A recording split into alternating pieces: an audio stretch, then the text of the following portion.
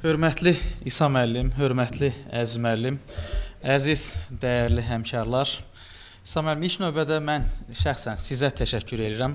Təkcə bu konferansa göstərdiyiniz diqqətə, qayğıya və belə burada çox həssaslıqla bu məruzələri dinlədiyinizə görə yox, həm də son dövrlər Azərbaycan Milli Elmlər Akademiyasında, xüsusən də humanitar, ictimai elmlər sahəsində aparılan elmi tədqiqatların ölkənin dövlət siyasətinə, eyni zamanda milli ideologiyanın elmi dayaqlarının formalaşdırılmasına istiqamətləndirilməsində həyata keçirdiyiniz islahatları şəxsən mən və Folklor İnstitutu adından dəstəkləyirik və alqışlayırıq.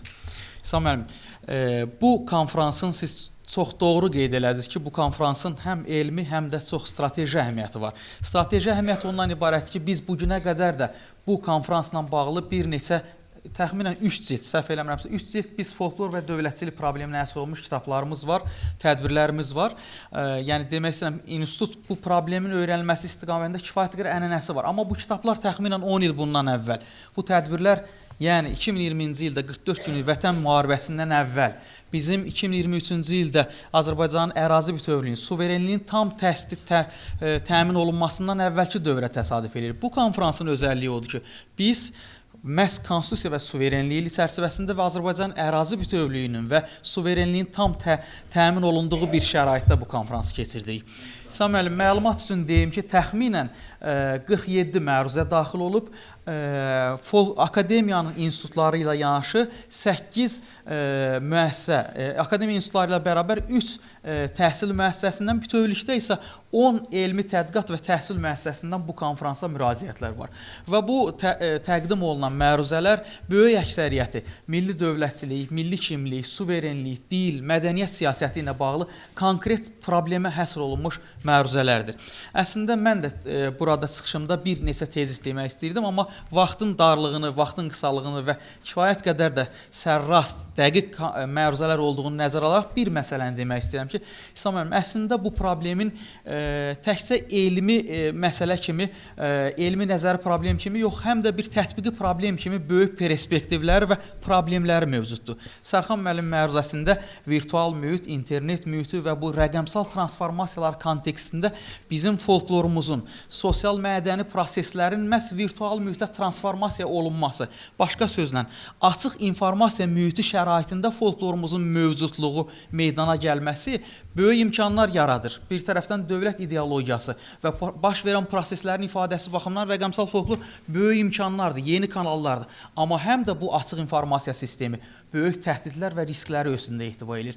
Bu baxımdan milli dövlətçilik kontekstində problemə baxış həm də folklorun kiber təhlükəsizlik və kiber suverenlik kontekstində dəyərləndirilməsini ehtiva edir ki, sizin dəstəyinizlə bizim yaradacağımız o rəqəmsal folklor şöbəsinin problematikasından biri də bu olacaq ki, məhz rəqəmsal mühitdə folklor suverenliyinin, folklor milli identikliyinin və milli təhlükəsizliyin əsas komponenti olan milli identikliyin qorunmasının əsas faktorlarından biri məhz folklordur.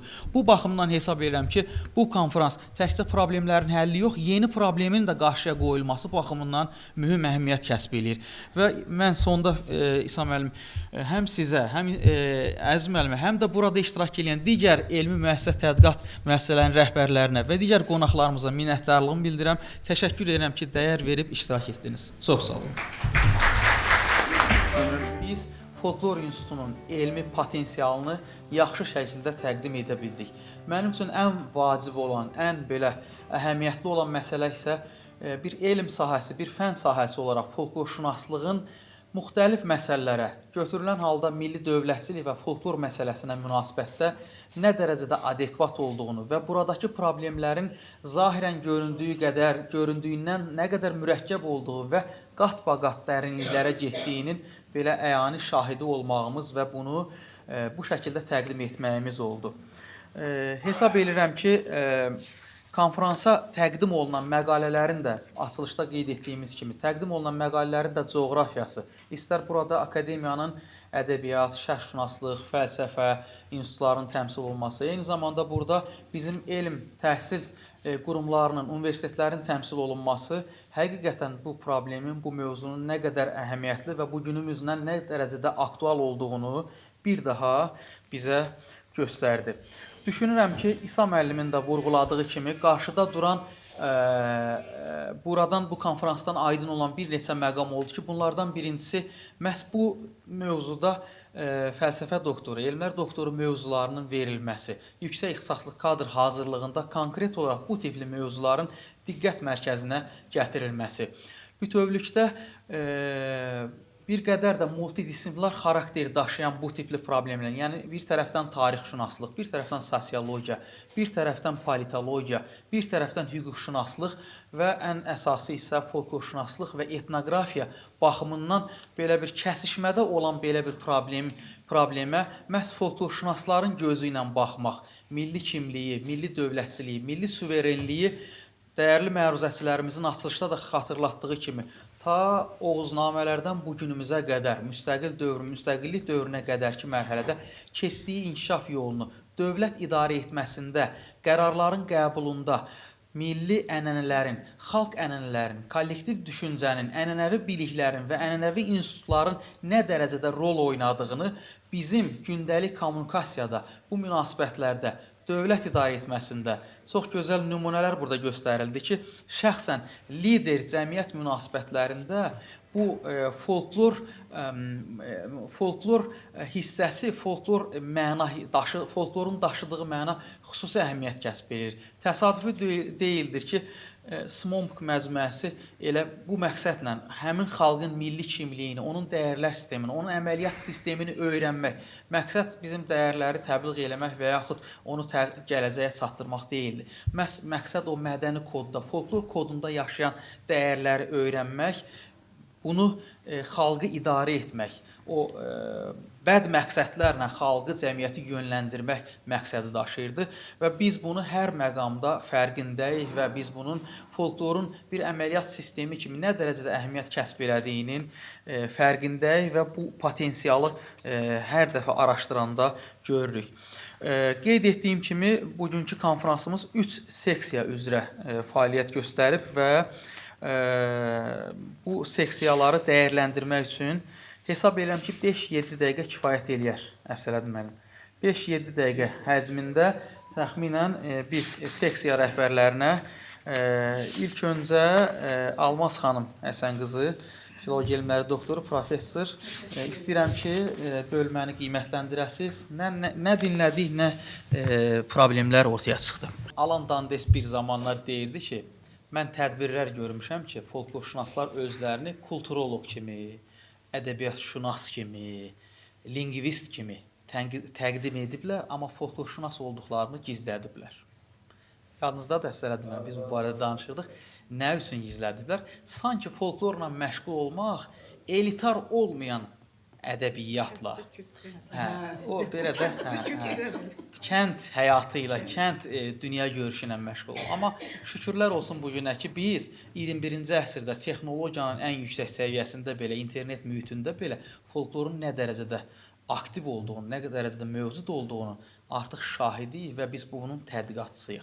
Bu mənada həm də biz folklorşünaslığın bir elm sahəsi kimi və bu folklorşünaslıqla fəxrlə, qürurla belə bütün tribunalarda, ən yüksək tribunalarda folklorşünas olduğunu iddia ilə demək imkanındayıq. Bu bizim üçün böyük xoşbəxtlikdir.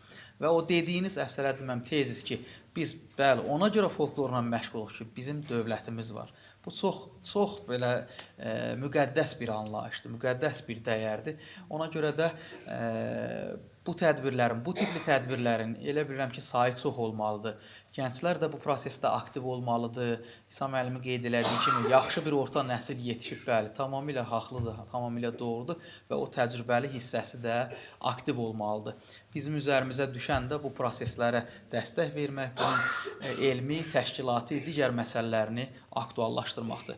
Və bu konfransın araya ərsəyə gəlməyində şəxsən istəyirəm ki, hər birimiz o şəxslər ayağa qalxsınlar və onlara təşəkkürümüzü bildirək. Şəxsən birbaşa təşkilat komitəsinin sədri Afaq xanım Ramazanova. Mən sizə minnətdarlığımı bildirirəm. Eyni zamanda bu konfransın araya ərsəyə gəlməyində xüsusi xidməti köməyi olan Türk Uşaqları Folkloru şöbəsinə və xüsusən Səkinə xanım Qaybaliyeva və Elnarə Əmirli, sizin hər birinizə minnətdarlığımı bildirirəm, təşəkkürümü bildirirəm. Siz bəlkə də səhnənin arxasındasınız, biz sizi görmürük. Amma siz necə zəhmət, əziyyət çəkdiniz, bunun şahidiyik. Və eyni zamanda bu gün bu tədbirin, buradakı təşkilati tədbirin, ümumiyyətlə bu işin qurulmasında mənə xüsusi dəstəyi köməyi olan institutumuzun belə həmişə deyirəm, hərbi rejimli, hərbiçi xarakterli Afaq xanım Mustafayevaya mən minnətdarlığımı, təşəkkürümü bildirirəm. Çox sağ olun. Əlbəttə ki, bu tədbirin və bunun kimi digər tədbirlərin ortaya çıxmağında bizim belə institutun bütün çətinliyini, yükünü öz üzərinə götürən bir ayrıca bir ümumi işlər üzrə xidmət var, təsərrüfat xidməti var. Abuzər müəllim, minnətdarlığımı bildirirəm, təşəkkür edirəm sizə. Eyni zamanda Şakir bütün əziyyətini, zəhmətini çəkib, dəvətnamələrin çatdırılması, paylanması və digər elektron xidmətlər, Vüsal müəllim, minnətdarlığımı, təşəkkürümü bildirirəm. Bütövlükdə məruzəsi olan, bax burada, Rami müəllim hardadır? Görmürəm, Rami müəllim deyir.